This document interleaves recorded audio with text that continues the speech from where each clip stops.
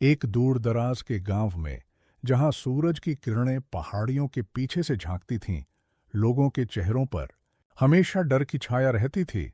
ये डर किसी भूत या प्रेत का नहीं, बल्कि एक वर्दी पहने इंसान का था। थानेदार अनीश सिंह, जिसका नाम सुनते ही बच्चों के पैर कांपने लगते थे और महिलाएं अपने घरों में छिप जाती थीं।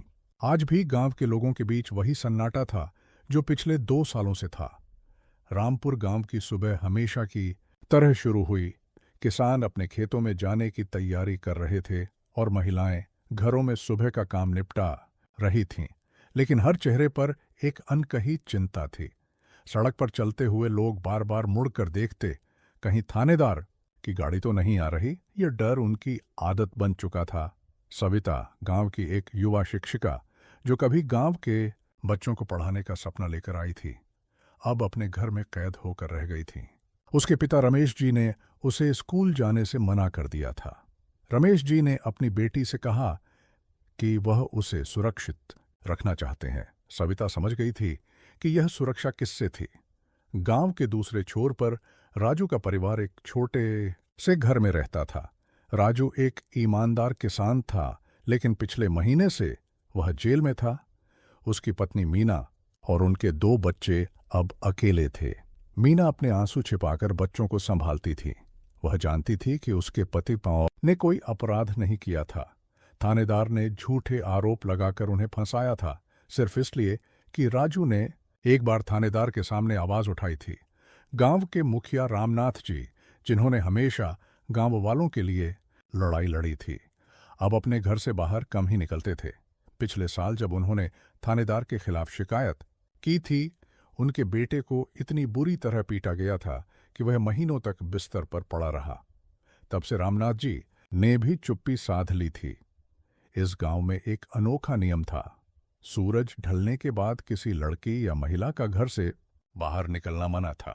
यह नियम थानेदार ने बनाया था और उसका उल्लंघन करने वालों को सख्त सजा मिलती थी। कई परिवारों ने तो अपनी बेटियों को स्कूल भेजना ही बंद कर दिया था। वर्दी का यह भय हर घर, हर सड़क, हर आंख में बस गया था। रामपुर एक ऐसी जगह बन गई थी जहां लोग सांस तो लेते थे, पर जीते नहीं थे। एक सुबह जब गांव अपने रोजमर्रा के काम में व्यस्त था, एक अजनबी आदमी गांव की ओर आते देखा गया। साधारण कपड़े पहने, एक छोटा सा बैग कंधे पर लटकाए, वह धीरे धीरे चल रहा था। उसके चेहरे पर थकान थी, लेकिन आंखों में एक अजीब सी चमक थी। गांव के बच्चे, जो अब बाहर खेलने से डरते थे, दूर से ही उसे देखकर अपने घरों की ओर भाग गए। यह अजनबी सीधे गांव के चौराहे पर पहुंचा और वहां बैठे बुजुर्गों से पानी मांगा। कृष्ण चाचा, जो गांव के सबसे बुजुर्ग व्यक्ति थे, ने उसे पानी दिया और पूछा कि वह कहां से आया है और क्या काम है। अजनबी ने अपना नाम नरेंद्र सिंह बताया और कहा कि वह एक यात्री है जो शांति की तलाश में इस गांव में आया है। उसने कहा कि वह कुछ दिन यहां रहना चाहता है और किसी सरल जीवन को देखना चाहता है। कृष्ण चाचा ने उसकी बात पर विश्वास करके उसे अपने घर के पीछे बने कमरे में रहने की अनुमति दे दी। नरेंद्र सिंह का आगमन गांव के लिए एक नया मोड़ लेकर आया था, लेकिन यह किसी को नहीं पता था। उसके पीछे एक गहरा रहस्य छिपा था, जिसे वह अभी तक किसी से साझा नहीं करना चाहता था। थानेदार अनीश सिंह का दिन शुरू होता था गांव में दहशत फैलाने से। उसका थाना गांव से थोड़ी दूर पर था, लेकिन उसकी हुकूमत पूरे क्षेत्र पर थी। वह अक्सर अपनी सरकारी गाड़ी में बैठकर गांव का चक्कर लगाता और लोगों को धमकाता रहता था। उसने अपने चारों ओर ऐसे लोगों का जाल बिछा रखा था जो उसके लिए जासूसी करते थे। गांव में होने वाली हर गतिविधि की खबर उसे मिल जाती थी। अनीश सिंह के पास पैसा और शक्ति थी। उसके ऊपर के अधिकारी भी उससे खुश थे, क्योंकि वह उन्हें हर महीने मोटी रकम पहुंचाता था। यह पैसा वह गांव के लोगों से वसूलता था। जो लोग उसकी मांग पूरी नहीं करते, उन्हें वह तरह तरह से परेशान करता था। विशेष रूप से वह गांव की महिलाओं और लड़कियों को अपना निशाना बनाता था। कई बार उसने युवा लड़कियों को अकेले में परेशान किया था, और जब उनके परिवार वाले विरोध करते तो उन्हें झूठे मामलों में फंसा देता था। इसी वजह से अब माता पिता अपनी बेटियों को स्कूल भेजने से डरते थे। नरेंद्र सिंह ने अपना पहला दिन गांव को समझने में बिताया। उसने देखा कि लोग कैसे डरे हुए थे, कैसे वे आपस में भी खुलकर बात नहीं करते थे। उसने कृष्ण चाचा से गांव के बारे में जानकारी ली, लेकिन चाचा ने बहुत कम बताया। नरेंद्र समझ गया था कि यहाँ कुछ गड़बड़ है, कुछ ऐसा जिसे लोग छिपा रहे हैं। अगले दिन नरेंद्र सिंह गांव में घूमने निकला। वह हर व्यक्ति से मिलने की कोशिश करता, उनसे बातें करता, लेकिन लोग उससे बात करने से कतराते। फिर भी उसने धीरे धीरे कुछ लोगों का विश्वास जीतना शुरू किया। वह गांव के बच्चों के साथ खेलता, बुजुर्गों की बातें सुनता और महिलाओं की समस्याओं को समझने की कोशिश करता। एक दिन जब वह गांव के बाहरी हिस्से में घूम रहा था, उसने देखा कि थानेदार अनीश सिंह अपनी गाड़ी में बैठकर आ रहा है। नरेंद्र ने तुरंत एक पेड़ के पीछे छिपकर उसे देखा। थानेदार ने गांव के एक किसान को रोका और उससे कुछ पैसे मांगे। जब किसान ने कहा कि उसके पास पैसे नहीं हैं, तो थानेदार ने उसे धमकाया और उसकी फसल को नुकसान पहुंचाने की धमकी दी। नरेंद्र सिंह ने यह सब देखा और समझ गया कि गांव के डर का कारण क्या है। वह वापस कृष्ण चाचा के घर आया और उनसे थानेदार के बारे में पूछा। इस बार चाचा ने उसे बताया कि कैसे थानेदार ने पिछले 2 सालों से गांव पर आतंक का राज कायम कर रखा है। उन्होंने बताया कि कैसे थानेदार ने कई निर्दोष लोगों को झूठे मामलों में फंसाया है, कैसे उसने महिलाओं को परेशान किया है और कैसे वह गांव से अवैध वसूली करता है। नरेंद्र सिंह ने यह सब सुना और अपने आप से एक वादा किया। वह इस गांव को इस आतंक से मुक्त कराएगा, लेकिन इसके लिए उसे सावधानी से काम करना होगा। वह जानता था कि अगर थानेदार को उसके असली इरादों का पता चल गया, तो न सिर्फ उसका मिशन खतरे में पड़ जाएगा, बल्कि गांव के लोगों की स्थिति और भी खराब हो सकती है। अगले कुछ दिनों में नरेंद्र सिंह ने गांव के लोगों से और भी जानकारी इकट्ठा की। उसने हर पीड़ित से बात की, हर अत्याचार का विवरण नोट किया और हर गवाह का नाम लिखा। वह जानता था कि उसे ठोस सबूत इकट्ठा करने होंगे ताकि थानेदार को उसके अपराधों के लिए सजा मिल सके। एक शाम जब नरेंद्र सिंह गांव के बाहरी इलाके में घूम रहा था, उसने एक छोटी सी झोपड़ी में रोने की आवाज सुनी। वह धीरे से झोपड़ी के पास गया और देखा कि एक महिला अपने बच्चों के साथ बैठी हुई रो रही थी। यह मीना थी, जिसके पति राजू को थानेदार ने झूठे आरोपों में जेल भेज दिया था। नरेंद्र ने मीना से बात की और उसकी कहानी सुनी। मीना ने बताया कि कैसे उसके पति ने एक बार थानेदार के अत्याचारों के खिलाफ आवाज उठाई थी और कैसे थानेदार ने उसे फंसा दिया था। मीना के पास अब खाने के लिए भी पैसे नहीं थे और वह अपने बच्चों को भूखा देखकर टूट रही थी। नरेंद्र सिंह ने मीना को कुछ पैसे दिए और उसे आश्वासन दिया कि वह उसके पति को जल्द ही न्याय दिलाएगा। मीना को नरेंद्र की बातों पर विश्वास नहीं हुआ, लेकिन उसे एक छोटी सी उम्मीद जरूर मिली। धीरे धीरे नरेंद्र सिंह गांव के लोगों के बीच एक विश्वसनीय व्यक्ति बन गया। लोग उससे अपने दुख साझा करने लगे, अपनी समस्याएं बताने लगे। वह उन सभी की बातें सुनता और उन्हें आश्वासन देता कि एक दिन यह सब ठीक हो जाएगा, लेकिन वह किसी को नहीं बताता था कि वह कौन है और क्यों आया है। थानेदार अनीश सिंह को भी नरेंद्र के बारे में पता चल गया था। उसके जासूसों ने उसे बताया था कि एक अजनबी आदमी गांव में घूम रहा है और लोगों से बातें कर रहा है। थानेदार को इस पर शक हुआ और उसने अपने आदमियों को नरेंद्र पर नजर रखने के लिए कहा। एक दिन जब नरेंद्र सिंह गांव के मुखिया रामनाथ जी से बात कर रहा था, थानेदार अनीश सिंह वहां आ पहुंचा। उसने नरेंद्र को देखा और पूछा कि वह कौन है और क्या कर रहा है। नरेंद्र ने शांति से जवाब दिया कि वह एक यात्री है और शांति की तलाश में इस गांव में आया है। थानेदार ने उसकी बात पर विश्वास नहीं किया और उसे धमकाया कि अगर वह कोई गड़बड़ करेगा तो उसे बहुत पछताना पड़ेगा। नरेंद्र ने बस मुस्कुराकर सिर हिलाया और चला गया। थानेदार ने अपने आदमियों से कहा कि वे नरेंद्र पर और भी बारीकी से नजर रखें। नरेंद्र सिंह अब और भी सावधान हो गया था। वह जानता था कि थानेदार उस पर नजर रख रहा है, इसलिए वह अपना काम और भी गुप्त रूप से करने लगा। वह रात के समय गांव के लोगों से मिलता, उनकी कहानियां सुनता और सबूत इकट्ठा करता। एक रात जब नरेंद्र गांव के बाहरी इलाके में जा रहा था, उसने देखा कि थानेदार अपनी गाड़ी में एक युवा लड़की को जबरदस्ती बिठा रहा था। ये लड़की सविता थी, गांव की युवा शिक्षिका। नरेंद्र ने तुरंत अपने मोबाइल फोन से इस घटना का वीडियो बनाना शुरू कर दिया। वह जानता था कि यह एक महत्वपूर्ण सबूत हो सकता है। थानेदार सविता को अपनी गाड़ी में बिठाकर वहां से चला गया। नरेंद्र ने उनका पीछा किया और देखा कि थानेदार सविता को एक सुनसान जगह पर ले गया है। वहां थानेदार ने सविता से अश्लील मांग की और जब उसने इनकार किया तो उसे धमकाने लगा। नरेंद्र ने यह सब भी अपने फोन में रिकॉर्ड कर लिया। जब थानेदार सविता पर हाथ उठाने वाला था, नरेंद्र ने एक पत्थर फेंककर ध्यान भटकाया और जल्दी से वहां से निकल गया। थानेदार ने आसपास देखा, लेकिन कोई नहीं मिला। इस बीच सविता वहां से भागने में कामयाब हो गई। अगली सुबह सविता के पिता रमेश जी थाने पहुंचे और थानेदार के खिलाफ शिकायत करने की कोशिश की, लेकिन थानेदार ने उन्हें धमकाया और कहा कि अगर वे शिकायत करेंगे तो उनकी बेटी को और भी बुरे अंजाम भुगतने पड़ेंगे। रमेश जी हार मानकर वापस लौट आए। नरेंद्र सिंह ने रमेश जी से मुलाकात की और उन्हें समझाया कि वे हिम्मत न हारें। उसने उन्हें आश्वासन दिया कि वह उनकी और सविता की मदद करेगा।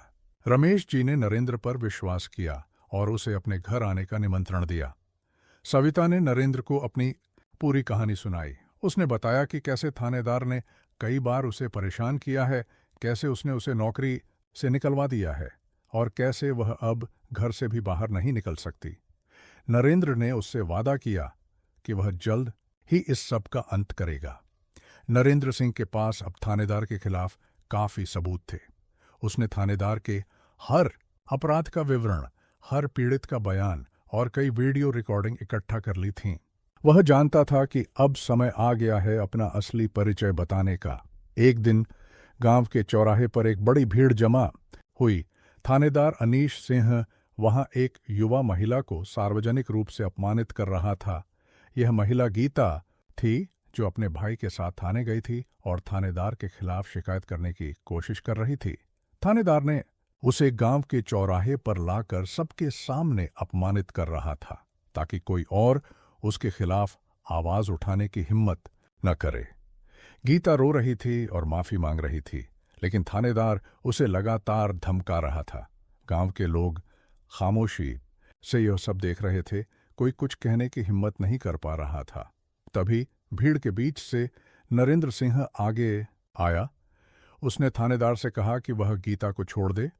थानेदार ने उसे देखा और हंसकर कहा कि वह कौन होता है उसे आदेश देने वाला। नरेंद्र ने शांति से अपनी जेब से एक आईडी कार्ड निकाला और सबको दिखाया। नरेंद्र सिंह ने अपना असली परिचय दिया। वह एक वरिष्ठ पुलिस अधिकारी था, जो विशेष रूप से थानेदार अनीश सिंह के अत्याचारों की जांच के लिए भेजा गया था। उसने बताया कि उसे कई शिकायतें मिली थीं कि कैसे थानेदार ने अपने पद का दुरुपयोग किया है, कैसे उसने लोगों को परेशान किया है और कैसे उसने कानून को अपने हाथ में लेकर अत्याचार किया है। थानेदार अनीश सिंह का चेहरा पीला पड़ गया। उसने अपनी पिस्तौल निकालने की कोशिश की, लेकिन इससे पहले ही नरेंद्र के साथ आए अन्य पुलिस अधिकारियों ने उसे पकड़ लिया। थानेदार चिल्लाने लगा कि वह किसी को भी नहीं छोड़ेगा, लेकिन अब उसकी धमकियों का कोई असर नहीं था। नरेंद्र सिंह ने सभी गांव वालों को इकट्ठा किया और उन्हें बताया कि वह पिछले 1 महीने से गांव में था और उसने थानेदार के सभी अपराधों के सबूत इकट्ठा किए हैं। उसने बताया कि अब थानेदार को उसके अपराधों के लिए सजा मिलेगी और गांव को फिर से शांति मिलेगी। गांव के लोग खुशी से झूम उठे। उन्होंने नरेंद्र को घेर लिया और उसका धन्यवाद किया। रमेश जी, मीना, कृष्ण, चाचा और अन्य सभी लोग जो थानेदार के अत्याचारों का शिकार हुए थे, वे सभी आंसू बहा रहे थे, लेकिन इस बार ये आंसू खुशी के थे। नरेंद्र सिंह ने गांव के लोगों से वादा किया कि वह उन्हें न्याय दिलाएगा। उसने कहा कि थानेदार को उसके अपराधों के लिए कड़ी सजा मिलेगी और जो लोग उसके साथ मिलकर अत्याचार करते थे उन्हें भी बख्शा नहीं जाएगा। उसने गांव के लोगों से कहा कि वे अब डरें नहीं बल्कि अपने अधिकारों के लिए आवाज उठाएं। अगले दिन थानेदार अनीश सिंह को हथकड़ी पहनाकर गांव से ले जाया गया। गांव के लोग उसे देखने के लिए सड़क के किनारे खड़े थे। वे उस आदमी को जाते देख रहे थे जिसने उन्हें इतने लंबे समय तक डराया था। थानेदार का चेहरा शर्म से झुका हुआ था और वह किसी से नजरें नहीं मिला पा रहा था। नरेंद्र सिंह ने गांव में एक नए थानेदार की नियुक्ति की जो ईमानदार और न्यायप्रिय था। उसने गांव के लोगों से वादा किया कि अब कोई भी उन्हें परेशान नहीं करेगा और अगर कोई समस्या हो तो वे सीधे उससे संपर्क कर सकते हैं। धीरे धीरे गांव में फिर से शांति लौटने लगी। लोग अब बिना डर के बाहर निकलने लगे थे। महिलाएं और लड़कियां फिर से स्कूल जाने लगी थीं। किसान अपने खेतों में काम करते समय गाने गुनगुनाने लगे थे। गांव में एक नई उम्मीद जागी थी। राजू को जेल से रिहा कर दिया गया था और वह अपने परिवार से मिलकर बहुत खुश था। मीना और उनके बच्चे भी खुशी से झूम उठे थे। राजू ने सबसे पहले नरेंद्र सिंह को धन्यवाद दिया जिसने उसे और उसके परिवार को इस मुसीबत से बाहर निकाला था।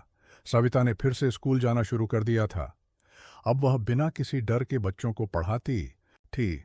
उसके चेहरे पर वही मुस्कान लौट आई थी जो पहले हुआ करती थी। उसके पिता रमेश जी भी अब खुश थे और अपनी बेटी पर गर्व करते थे। गांव के मुखिया रामनाथ जी ने फिर से गांव के विकास के लिए काम करना शुरू कर दिया था।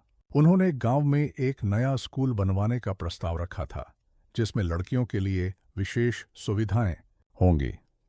उन्होंने गांव की सड़कों और बिजली की व्यवस्था को भी सुधारने की योजना बनाई थी।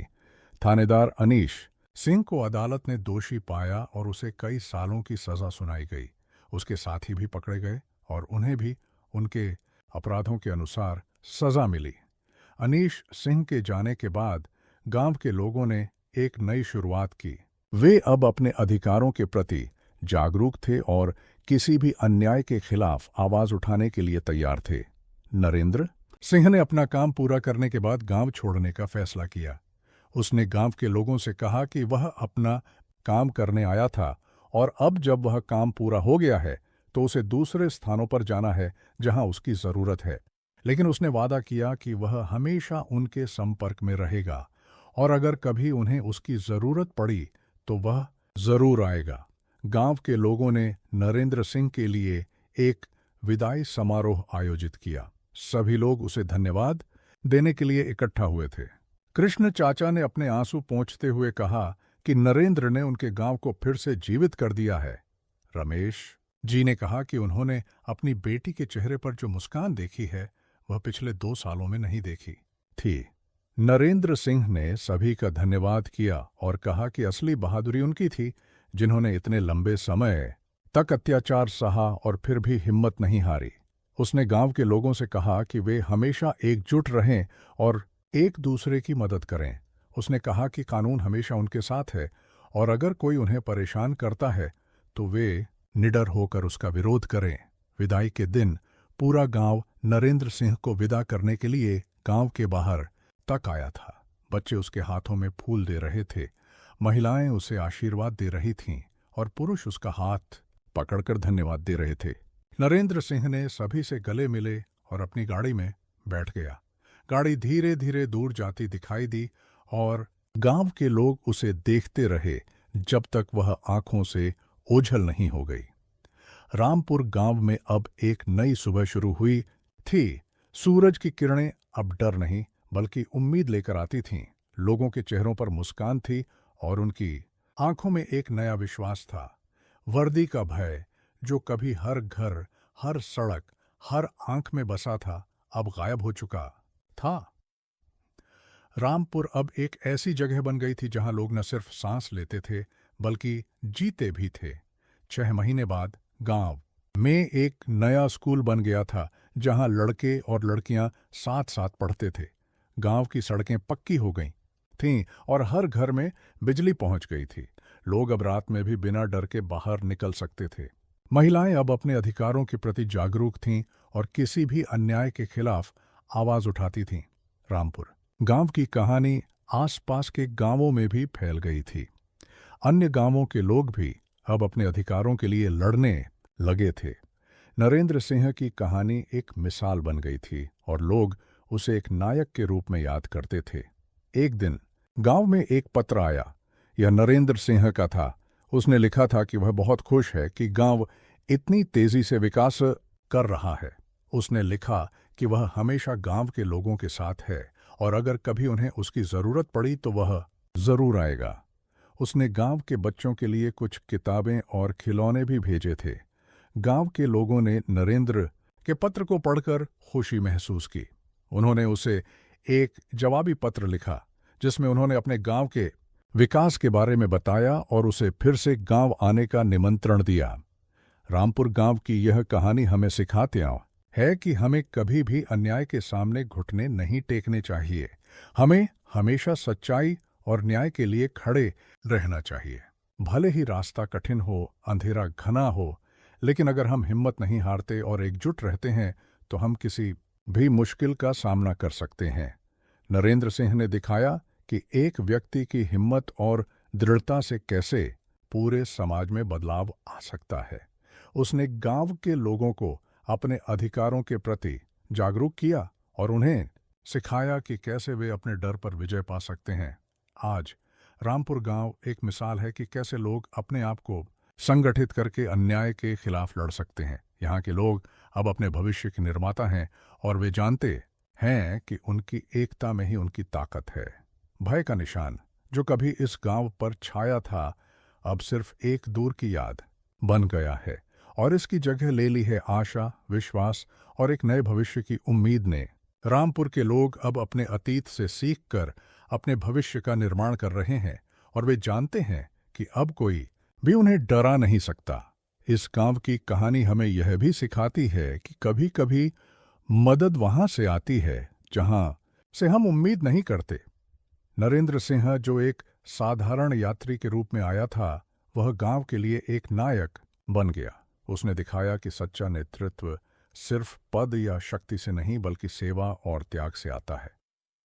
रामपुर की यह कहानी हर उस गांव, हर उस शहर, हर उस समाज के लिए एक प्रेरणा है जो अन्याय और अत्याचार से पीड़ित है। यह हमें याद दिलाती है कि जब हम एकजुट होकर सच्चाई और न्याय के लिए खड़े होते हैं तो हम किसी भी चुनौती का सामना कर सकते हैं। और अंत में ये कहानी हमें यह भी सिखाती है कि हमें हमेशा आशावादी रहना चाहिए। भले ही परिस्थितियां कितनी भी कठिन हों, हमें कभी भी उम्मीद नहीं छोड़नी चाहिए, क्योंकि हर अंधेरी रात के बाद एक नई सुबह आती है और हर तूफान के बाद एक नया सूरज निकलता है। रामपुर गांव की कहानी आज भी लोगों को प्रेरणा देती है। यह एक ऐसी कहानी है जो हमें याद दिलाती है कि न्याय की जीत अंततः होती है और सत्य हमेशा अन्याय पर विजय पाता है। ये कहानी हमें सिखाती है कि हमें अपने डर पर काबू पाना चाहिए और अपने अधिकारों के लिए आवाज उठानी चाहिए। नरेंद्र सिंह का नाम आज भी रामपुर गांव में सम्मान के साथ लिया जाता है। लोग उसे एक नायक के रूप में याद करते हैं जिसने उन्हें अंधेरे से निकालकर रोशनी की ओर ले गया। उसकी कहानी आने वाली पीढ़ियों को भी प्रेरणा देती रहेगी और लोग हमेशा उसे याद रखेंगे। भय का निशान जो कभी वर्दी के रूप में था, अब एक अतीत की बात बन गया है और इसकी जगह ले ली है विश्वास, साहस और एकता के निशान ने। रामपुर गांव अब एक नए युग में प्रवेश कर चुका है, एक ऐसे युग में जहां लोग बिना डर के अपने सपनों को पूरा कर सकते हैं, अपनी आवाज उठा सकते हैं और अपने अधिकारों के लिए लड़ सकते हैं। यह कहानी हमें यह भी सिखाती है कि हम सभी में परिवर्तन लाने की क्षमता है। हम सभी अपने समाज को बदल सकते हैं अगर हम चाहें तो। हमें बस हिम्मत दिखानी होगी, एकजुट रहना होगा और अपने लक्ष्य के प्रति समर्पित रहना होगा। रामपुर गांव की यह कहानी एक सच्ची कहानी है जो हर किसी के दिल को छू लेती है। ये एक ऐसी कहानी है जो हमें सिखाती है कि कैसे एक छोटा सा कदम भी बड़े बदलाव ला सकता है। ये एक ऐसी कहानी है जो हमें प्रेरित करती है कि हम अपने आसपास के समाज को बेहतर बनाने के लिए कुछ करें। भय का निशान अब नहीं रहा और इसकी जगह ले ली है आशा के निशान ने। रामपुर गांव अब एक नई कहानी लिख रहा है, एक ऐसी कहानी जिसमें हर व्यक्ति अपने सपनों को पूरा कर सकता है, अपनी आवाज उठा सकता है और अपने अधिकारों के लिए लड़ सकता है।